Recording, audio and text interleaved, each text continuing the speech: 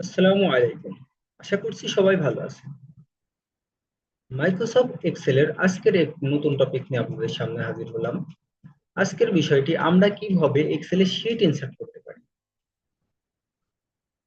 আমরা কিভাবে এক্সেলের মধ্যে নতুন শীট ইনসার্ট করব সেই বিষয়টি আমরা আজকে দেখব। এক্সেল ফাইলটি ওপেন করলে আমরা একটি শীট দেখতে পাই, শীট 1 নামে। কিন্তু আমাদের যদি অসংখ্য শীট দরকার হয় তাহলে আমরা কিভাবে এই শীটগুলোকে ইনসার্ট করব এই বিষয়টি আমরা আজকে দেখব।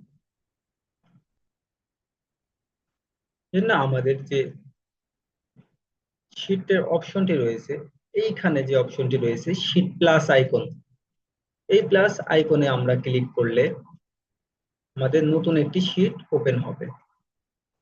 এভাবে আমরা প্লাস আইকনে ক্লিক করার মাধ্যমে নতুন শীট ক্রিয়েট করতে পারবো। কিন্তু আমাদের যদি কখনো প্রয়োজন হয়, আমরা যেই ডাটাটা এন্ট্রি করেছি যেই শীটে, এই শীটটি যদি আমরা কপি করতে চাই, কারণ এইটা আমরা যে শীটটি ক্রিয়েট করলাম সেটা হচ্ছে নতুন শীট ক্রিয়েট করছি। এভাবে আমরা নতুন শীট ক্রিয়েট করছি।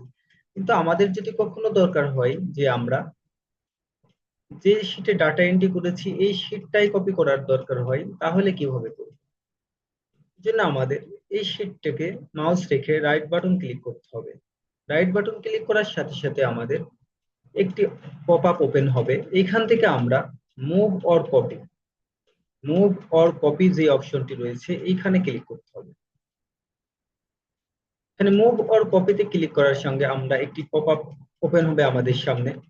এখান থেকে আমরা আমাদের এই শীটটি কোথায় ক্রিয়েট করতে চাচ্ছি সেই লোকেশনটা আমরা যদি সিলেক্ট করি, যেখানে আমাদের 4টি শীট রয়েছে, আমরা চাচ্ছি এই শীটের পাশে বা এই শীটের পরে কোথায় আমরা করতে চাচ্ছি সেটাতে ক্লিক করতে হবে। আমি চাচ্ছি move to end, move to end, অর্থাৎ এই 4টা শেষের শেষে হবে।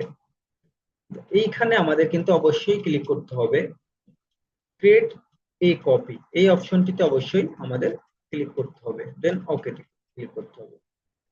তাহলে আমাদের এই সেম শেডটি এখানে কিন্তু আমাদের কপি হয়ে গেছে। দেখেন শীট 1 এবং শীট 1 এর আরেকটি শীট আমাদের এখানে কপি হয়েছে।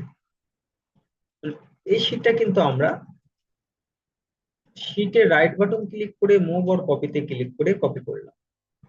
এই শীটটি আমরা আরেকভাবে কপি করতে পারি, সেটা হচ্ছে আমরা এই শীটের কন্ট্রোল চেপে ধরে আমরা যদি এই শীটটিকে কপি করতে চাই তাহলে মাউস চেপে ধরে আমরা যেখানে কপি করব বা যেখানে প্রেস করতে চাই দিতে চাই সেইখানে এনে ড্র্যাগ করলে আমাদের কিন্তু এই শীটটি কপি হবে।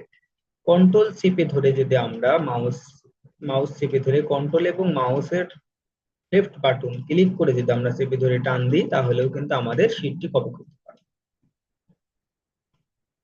এইভাবে আমরা এই দুইটা পদ্ধতিতে আমাদের শীটকে কপি করতে পারি। আজকের ভিডিওতে এই পর্যন্তই। দেখা হবে নতুন কোনো ভিডিও নিয়ে। সেই পর্যন্ত ভালো থাকুন, সুস্থ থাকুন। সবাইকে ধন্যবাদ।